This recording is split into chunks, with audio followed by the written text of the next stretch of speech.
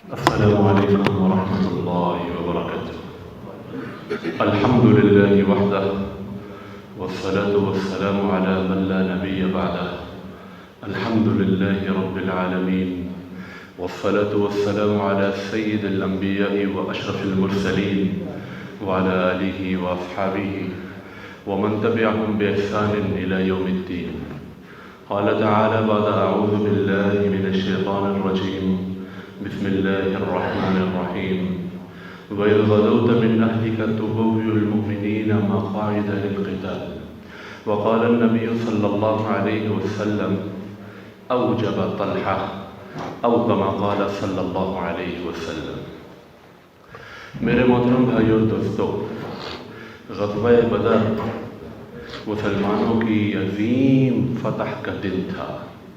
اللہ تعالیٰ نے عظیم الشان فتح سے نوازا اور کافروں کے بڑے بڑے سردار مارے گئے.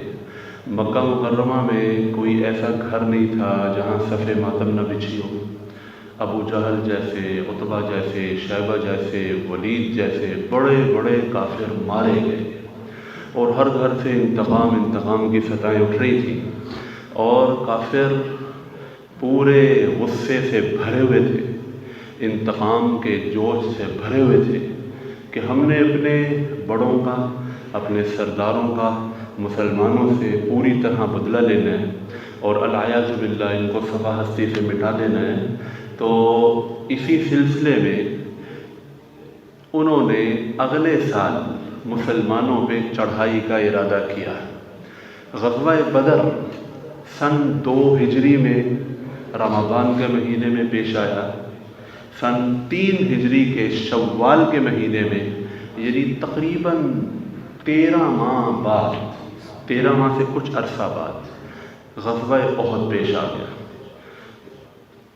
ابو سفیان جس کے قافلے کو لینے کے لیے، مقابلے کے لیے حضور صلی اللہ علیہ وسلم نکلے تھے غزوہ بدر میں کہ اس کے قافلے کا مقابلہ کیا جائے اور کفار مکہ پر معیشت کی ایک ضرب لگائی جائے، تو وہ قافلہ بچا کے نکل گیا تھا اور دوسرے کافر مقابلے میں آ گئے تھے، تو غزوہ بدر پیش آیا تھا.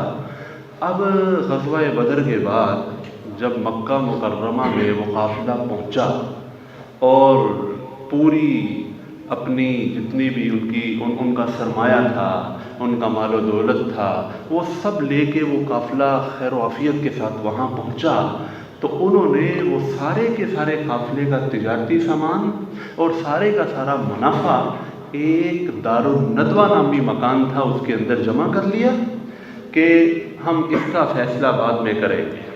جب بڑے بڑے سردار مارے گئے تو ابو سفیان جو بعد میں رضی اللہ تعالیٰ عنہ بنے اور کفار کے کچھ دوسرے سردار وہ جمع ہوئے، اور انہوں نے یہ فیصلہ کیا کہ ہم یوں کرتے ہیں کہ پورے مکے والوں نے جو ہمیں مال دیے تھے کہ ہم ان مالوں کی، ان پیسوں کی جا کے تجارت کریں، وہ ان کا اصل سرمایہ ان کو واپس کر دیتے ہیں، اور اس قافلے میں ہمیں جتنا بھی نفع ہوا ہے، اس تجارت میں ہمیں جتنا نفع ہوا ہے، وہ سارے کا سارا ہم مسلمانوں کے خلاف لگائیں گے اور ان سے جنگ لڑیں گے اور اپنے بڑوں کا بدلہ لیں گے.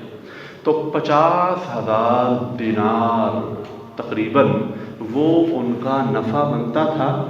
سارے مکہ والے اس پہ خوشی سے آمادہ ہو گئے کہ آپ ہمیں ہمارا اصل مال واپس کر دیں، نفع کا مطالبہ ہم آپ سے نہیں کرتے، آپ ہمارے سرداروں کا، ہمارے گھر والوں کا، جو 70 لوگ مارے گئے ہیں ان کا بدلہ لینے کے اندر ہماری اس کمائی کو استعمال کریں. تو انہوں نے تیاری کرنا شروع کر دی. تیاری کرتے کرتے 1 سال گزر گیا.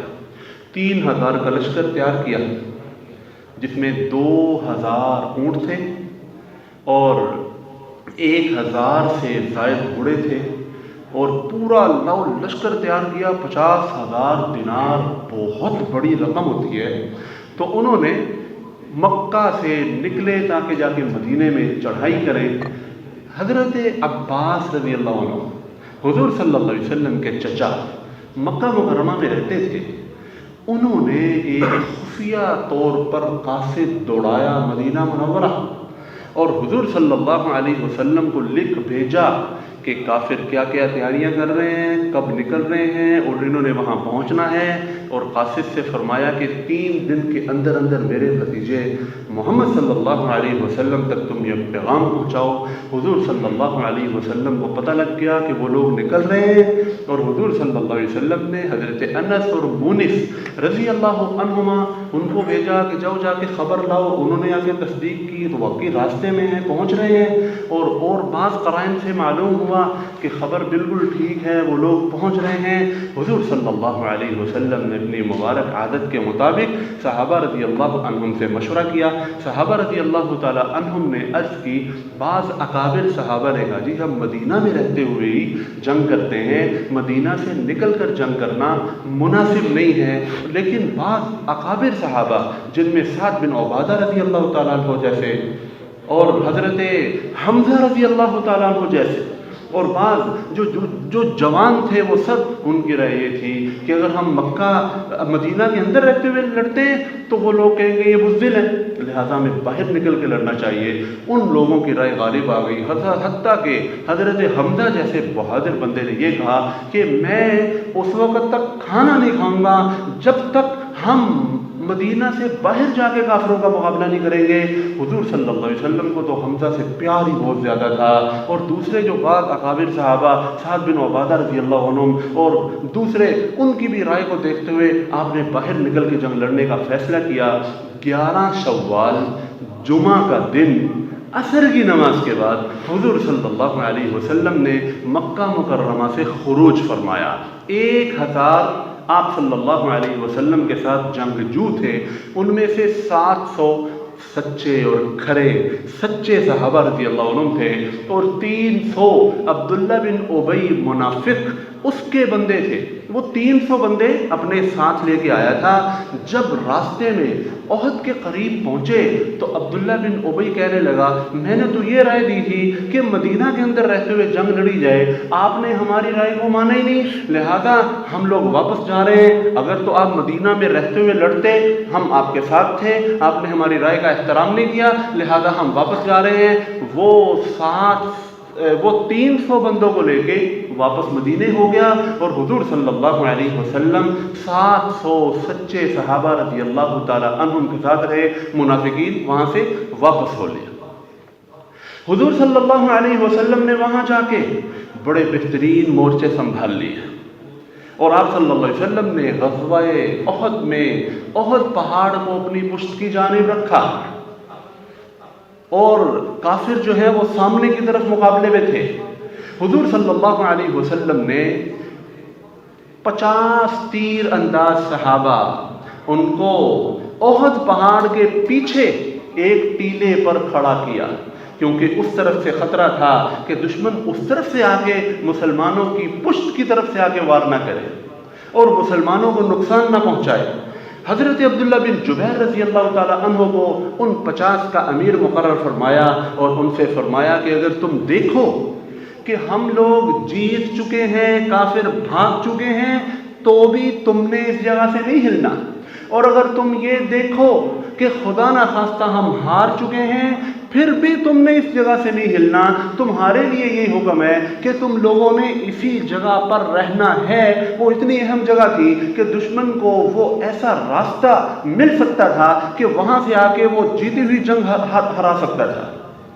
تو صحابہ رضی اللہ تعالیٰ عنہم 50 ان کو عبداللہ بن جبیر رضی اللہ تعالیٰ عنہ کی سربراہی میں وہاں کھڑا کیا، اور خود حضور صلی اللہ علیہ وسلم 650 صحابہ رضی اللہ تعالیٰ عنہ کے ساتھ میدان احد کے اندر آپ نے صحابہ رضی اللہ عنہ کو ترتیب سے کھڑا کیا۔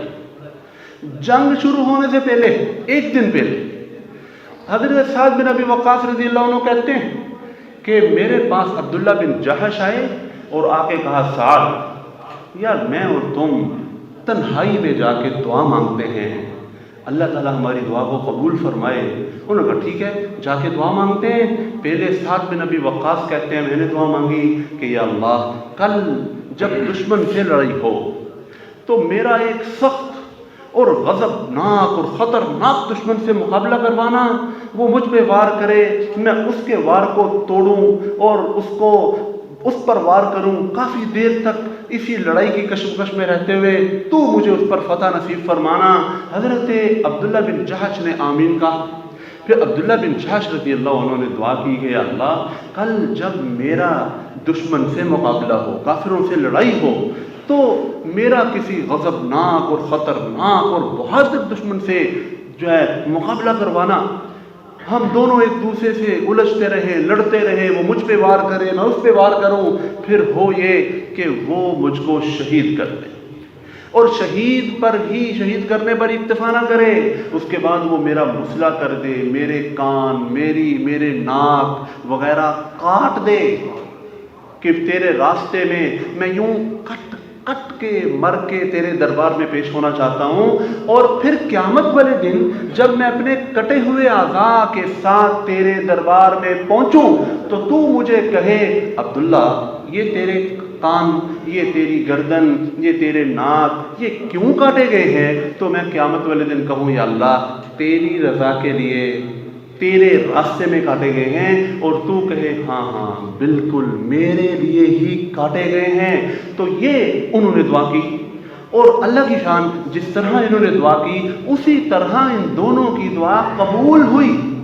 حضرت سعد بن ابی وقاص فرماتے ہیں عبداللہ بن جحش کی دعا مجھ سے زیادہ اچھی تھی، انہوں نے صرف شہادت ہی نہیں، شہادت کی قبولیت بھی اس دعا میں مانگی کہ قیامت والے دن یا اللہ تو کہے کہ واقعی میرے لیے سب تیرے ساتھ ہی ہوا۔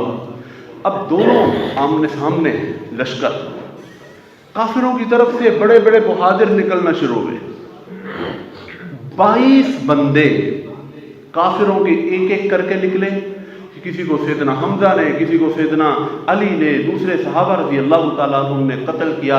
22 بندے یکے بعد دیگرے ایک ایک کر کے نکلتے رہے، اپنے مقابلے کے لیے بہادروں کو للکارتے رہے۔ حضور صلی اللہ علیہ وسلم کے سپاہی یہاں سے نکلتے رہے، ایک ایک کر کے سب کو قتل کرتے۔ اس کے بعد عام جنگ شروع ہوئی، اور جنگ سے پہلے حضور صلی اللہ علیہ وسلم کے پاس ایک تلوار تھی۔ حضور صلی اللہ علیہ وسلم نے اس تلوار کو دکھاتے ہوئے صحابہ رضی اللہ تعالیٰ عنہم سے فرمایا من یأخذ هذا السیف بحقہ، اس تلوار کا حق کون ادا کرے گا؟ صحابہ کے بہت سے ہاتھ اس تلوار کی طرف بڑھے کہ اس تلوار کو حاصل کر سکیں، لیکن حضور صلی اللہ علیہ وسلم نے اس تلوار کو نہیں چھوڑا۔ ابو دجانہ کھڑے ہوئے، یا رسول اللہ اس تلوار کا حق کیا ہے؟ حضور صلی اللہ علیہ وسلم نے فرمایا اس کا حق یہ ہے کہ اس سے کافروں کو اتنا قتل کیا جائے کہ یہ تلوار جو ہے کند ہو جائے، اور اس کو کسی مسلمان پر نہ چلایا جائے، اور جس کے ہاتھ میں یہ تلوار ہو وہ پہلی صفوں میں لڑے، پیچھے نہ ہٹے، زبردست طرح سے لڑائی کرے۔ ابو دجانہ رضی اللہ عنہ نے عرض کی یا رسول اللہ میں اس کا حق ادا کروں گا۔ حضور صلی اللہ علیہ وسلم نے وہ تلوار ابو دجانہ رضی اللہ عنہ کو دی، اور انہوں نے اس کا کمال حق ادا کیا۔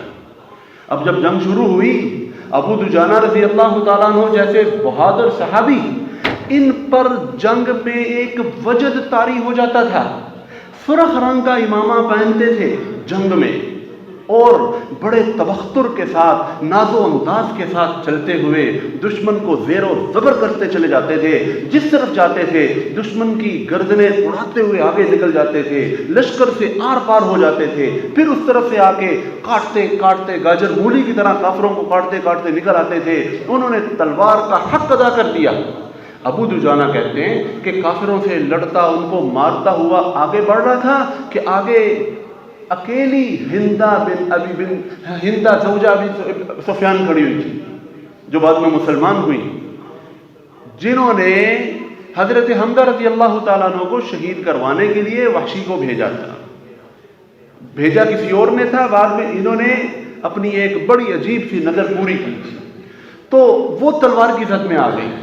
ابو دجانہ رضی اللہ عنہ نے کہا میرا دل چاہا کہ اس کا بھی کام تمام کروں، لیکن مجھے خیال آیا کہ میرے ہاتھ میں کوئی عام تلوار نہیں ہے، رسول اللہ صلی اللہ علیہ وسلم والی تلوار ہے، اس تلوار کو میں کسی نہتی عورت پہ کیوں چلاؤں؟ تو خیر میں نے اس کو چھوڑا اور واپس آ گیا۔ حضرت حمزہ رضی اللہ تعالیٰ عنہ دونوں ہاتھوں میں تلواریں لیے ہوئے اللہ کا شیر بن کے لڑ رہے تھے.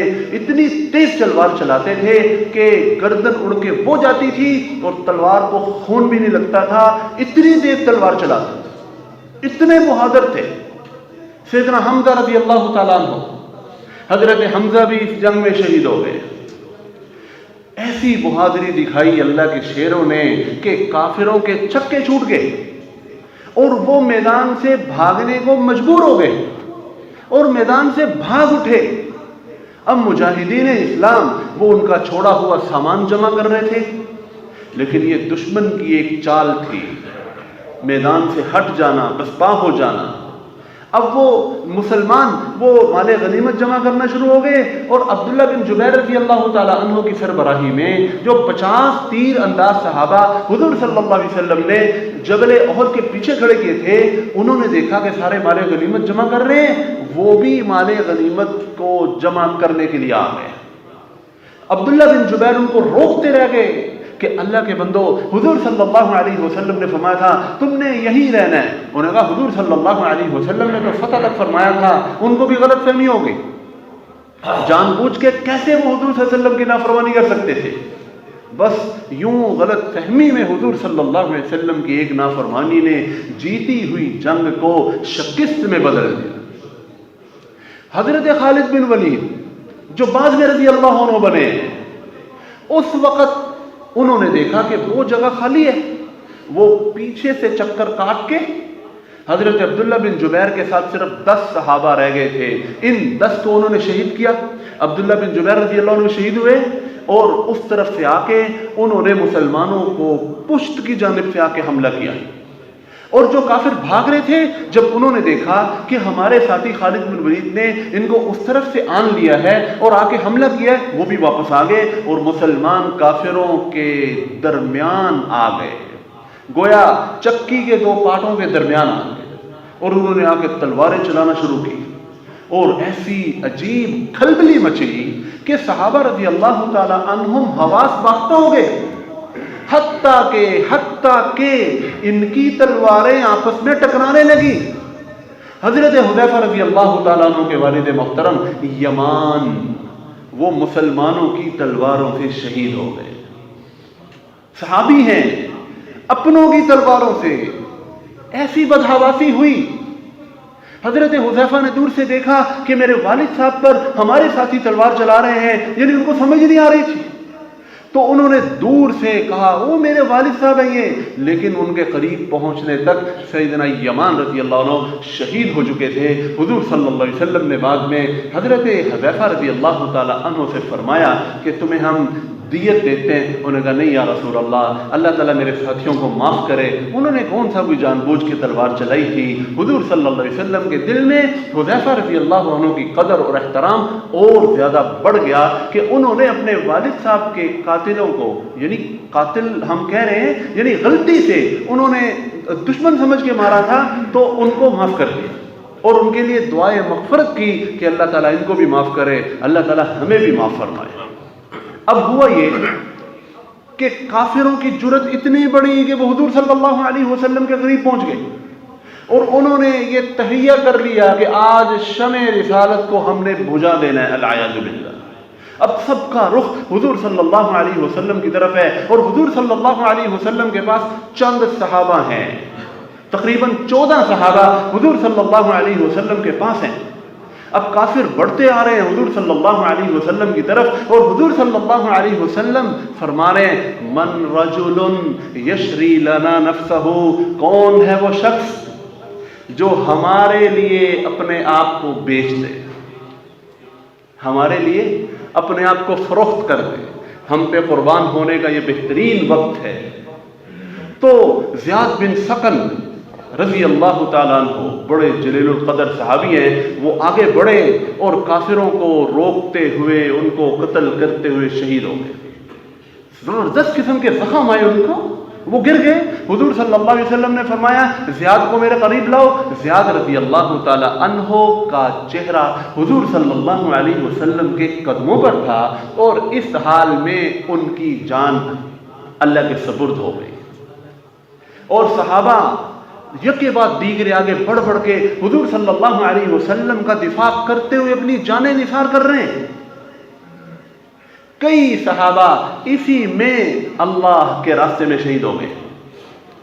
اور حضرت طلحہ رضی اللہ تعالیٰ عنہ، حضرت ابو بکر کہتے تھے کہ احد کا دن تو سارے کا سارا طلحہ کے نام ہے. حضرت طلحہ حضور صلی اللہ علیہ وسلم کے سامنے کھڑے ہوئے تھے اور کافروں کے تیروں کو اپنے ہاتھوں سے روک رہے تھے. انگلیاں ٹوٹ گئی ان کی، ہاتھ شل ہو گئے ان کے، سینہ چھلنی ہو گیا ان کا. صحابہ کہتے ہیں، ایک روایت میں نے پڑھا کہ 42 زخم سیدنا طلحہ کے جسم پر اس دن آئے، اور دوسری جگہ پڑھا 70 سے زیادہ زخم حضرت طلحہ رضی اللہ تعالیٰ عنہ کے جسم پر آئے. لیکن وہ بندہ دیوار بن کے حضور صلی اللہ علیہ وسلم کے سامنے کھڑا رہا. اور حضور صلی اللہ علیہ وسلم جب تھوڑا سا چہرہ باہر نکال کے دشمن کو دیکھنا چاہتے تھے تو طلحہ کہتے تھے، یا رسول اللہ، میرے ماں باپ آپ پر قربان ہوں، آپ کی بڑی مہربانی، ہم آپ کے سامنے کھڑے ہوئے ہیں، آپ پیچھے رہے، آپ اپنا چہرہ اس طرف کو نہ نکالیں، کہیں کوئی تیر آ کے آپ کو نقصان نہ پہنچا دے. حضرت ابو دجانہ رضی اللہ تعالیٰ عنہ حضور صلی اللہ علیہ وسلم کی طرف پشت کر کے کھڑے ہو گئے، اور تیروں کی برسات ان کی کمر پہ ہوتی رہی، تیر ان کی کمر میں پیوست ہوتے رہے، لیکن وہ ایک ذرہ برابر اپنی جگہ سے نہیں ہلے، اور حضور صلی اللہ علیہ وسلم تک کوئی تیر نہیں پہنچنے دیا. حضرت طلحہ رضی اللہ تعالی عنہ جب ان کی انگلیاں کٹ گئیں، انہوں نے بعض تیر روکے، ان کی انگلیاں ٹوٹ گئیں. حضور صلی اللہ علیہ وسلم کی حفاظت میں جب انگلیاں ٹوٹی، ہاتھ زخمی ہوئے، پتہ کیا کہتے ہیں؟ حسن. کہتے ہیں حسن، یہ تو بڑا ہی اچھا ہوا کہ اللہ کے رسول کا دفاع کرتے ہوئے میرے ہاتھوں نے قربانی دے دی، یہ تو بڑا اچھا ہوا. حضور صلی اللہ علیہ وسلم نے فرمایا، طلحہ اگر تم یہ کہتے بسم اللہ تو یقین مانو فرشتے تمہیں یہاں سے اٹھاتے اور یوں اوپر لے کے جاتے، ساری دنیا تمہارا دیدار کرتی اور وہ اوپر لے کے جاتے. یعنی کہ اللہ تمہیں اتنا اعزاز و اکرام سے نوازتے اگر تم اس حال میں بسم اللہ کہہ دیتے. اور فرمایا اوجب طلحہ، طلحہ نے اپنے اوپر جنت کو واجب کر دیا. ایک کافر ہے ابن قمیہ ملعون، یہ کافروں کا پہلوان تھا. اس نے حضور صلی اللہ علیہ وسلم کو ایک معاذ اللہ پتھر مارا، اور پتھر مارا حضور صلی اللہ علیہ وسلم کے ہونٹ مبارک پر لگا. کافروں نے ایک گھڑا کھدوایا ہوا تھا، حضور صلی اللہ علیہ وسلم نے 2 زرہ پہن رکھی تھی، تو وہ پتھر ایسا لگا کہ حضور صلی اللہ علیہ وسلم اس گھڑے میں گر گئے. وہ کافر نے جب ابن قمیہ نے مارا، اس نے کہا خذھا وان ابن قمیہ، یہ لو، یہ میری مار ہے اور جان لو میں ابن قمیہ ہوں. حضور صلی اللہ علیہ وسلم نے فرمایا اقماک اللہ، اللہ تمہیں ذلیل و رسوا اور برباد کرے. چند دن بعد اللہ نے اس ملعون پر ایک پہاڑی بکرے کو مسلط کیا، اس نے اپنے سینگ مار مار کے ابن قمیہ کے ٹکڑے کر کے اس کو ذلیل کر کے مار دیا. تو یوں حضور صلی اللہ علیہ وسلم کی حفاظت میں صحابہ رضی اللہ عنہم کھڑے ہیں. حضرت ابوبکر، حضرت عمر، بڑے بڑے صحابہ، یہ جو عشرہ مبشر ہیں ان میں سے 7 حضور صلی اللہ علیہ وسلم کے ساتھ کھڑے ہوئے تھے، اور 7 انصاری صحابہ حضور صلی اللہ علیہ وسلم کی مدد کے لیے اور آپ کے دفاع کے لیے کھڑے ہوئے تھے. ہوا یہ کہ مصعب بن عمیر رضی اللہ تعالی عنہ کے ہاتھ میں جھنڈا تھا. کافروں نے مصعب بن عمیر رضی اللہ عنہ کو شہید کیا. مصعب بن عمیر رضی اللہ تعالی عنہ کی شکل حضور صلی اللہ علیہ وسلم سے ملتی تھی.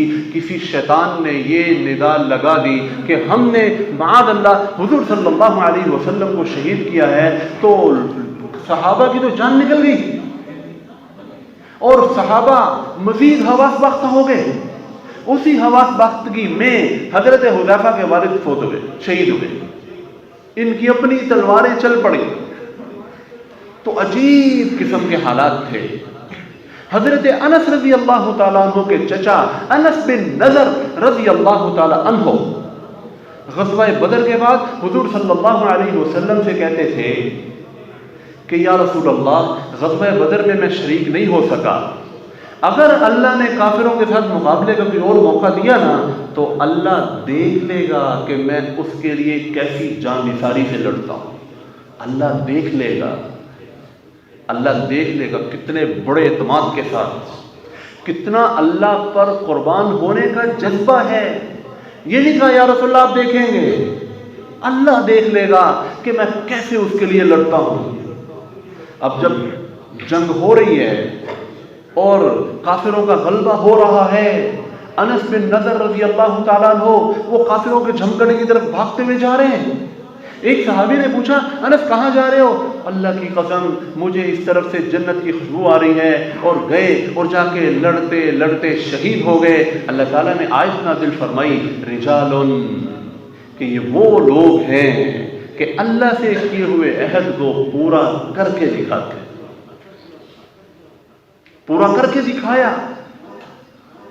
اب کافر لوگ جنگ تقریباً جیتے ہیں، جیت کر مسلمانوں کو شکست دے کر واپس جا رہے ہیں۔ صحابہ رضی اللہ تعالیٰ عنہ نے حضور صلی اللہ علیہ وسلم کو اٹھا کر ایک سائڈ میں لے گئے، کیونکہ حضور صلی اللہ علیہ وسلم زخمی ہو گئے تھے، ان کو ایک سائڈ میں لے کے جا چکے ہیں، اور کافر میدان چھوڑ کے اب بظاہر فاتح بن کے جا رہے ہیں، اور ان کی یہ فتح حقیقت میں حضور صلی اللہ علیہ وسلم کی غلط فہمی میں ایک نافرمانی کی وجہ سے ہوئی۔ اگر وہ صحابہ رضی اللہ تعالیٰ عنہم جن کو حضور صلی اللہ علیہ وسلم نے جبل احد کے پیچھے کھڑا کیا تھا وہ اپنی جگہ پہ سارے کھڑے رہتے تو کبھی بھی یہ سانحہ پیش نہ آتا۔ وہ ان سے غلط فہمی ہوئی کہ بظاہر فتح ہو گئی ہے، انہوں نے اپنی جگہ چھوڑ دی، تو اتنا بڑا نقصان ہوا، اتنا بڑا نقصان ہوا۔ حضور صلی اللہ علیہ وسلم کو حضرت علی رضی اللہ تعالیٰ عنہ نے اٹھایا، اور حضرت طلحہ رضی اللہ تعالیٰ عنہ ان کے نیچے بیٹھے۔ آپ حضرت طلحہ پر اپنا پاؤں رکھ کے اونچی جگہ پہ چڑھے، اور اس دن حضرت طلحہ کے لیے بڑی دعائیں کی حضور صلی اللہ علیہ وسلم۔ اسی لیے تو سیدنا ابو بکر کہتے تھے کہ وہ دن تو سارے کا سارا طلحہ لے گیا۔ حضور صلی اللہ علیہ وسلم کے زخم ہیں، حضرت علی رضی اللہ تعالیٰ عنہ پانی بھر کے لا رہے ہیں، مرہم پٹی کر رہے ہیں، اور حضور صلی اللہ علیہ وسلم کی صاحبزادی اما فاطمہ رضی اللہ تعالیٰ عنہ ایک چٹائی کو جلا کر اس کی راکھ بنا کر حضور صلی اللہ علیہ وسلم کے زخموں کو خون روکنے کے لیے استعمال فرما رہی ہیں۔ عجیب حال ہے، صحابہ رضی اللہ تعالیٰ عنہ کے دل ٹوٹے پڑے ہیں، لیکن اللہ تعالیٰ نے بعد میں اس جنگ کو فتح کے اندر تبدیل فرمایا۔ وہ اس طرح سے کہ صحابہ زخمی تھے، کافر لوگ جو ہیں وہ ابھی مکہ کے راستے میں تھے۔ حضور صلی اللہ علیہ وسلم کو اللہ نے حکم دیا کہ زخمی حالت کافر وہاں پڑاؤ کیے ہوئے جا کے ان پر حملہ کرو۔ زخمی حالت میں صحابہ رضی اللہ عنہ چلتے ہوئے جا رہے ہیں اور ان سے مقابلے کے لیے جا رہے ہیں، تو اللہ رب العزت نے کافروں کے دلوں میں ایسا روپ ڈالا کہ وہ وہاں سے جلدی جلدی آگے لگ کے بھاگ گئے کہ کہیں یہ مسلمان ہم تک پہنچ نہ جائیں۔ تو آخر کار بھاگے وہی ہیں، مسلمان نہیں بھاگے۔ تو گویا اس ہار کو اللہ نے جیت میں تبدیل کیا، لیکن مسلمانوں کو سبق سکھایا کہ محمد صلی اللہ علیہ وسلم کی اطاعت کتنی ضروری ہے۔ غزوہ احد محمد الرسول اللہ کو سمجھاتا ہے کہ غلطی سے بھی اگر تم حضور صلی اللہ علیہ وسلم کی نافرمانی کرو گے تمہیں بھگتنی پڑے گی، جان بوجھ کے تو بڑی نقصان دہ بات ہے، غلط فہمی سے بھی۔ اللہ تعالیٰ ہمیں حضور صلی اللہ علیہ وسلم کا کامل اتباع نصیب فرمائے، آپ کی سیرت پہ چلنے کی توفیق عطا فرمائے۔ وآخر دعوانا الحمدللہ۔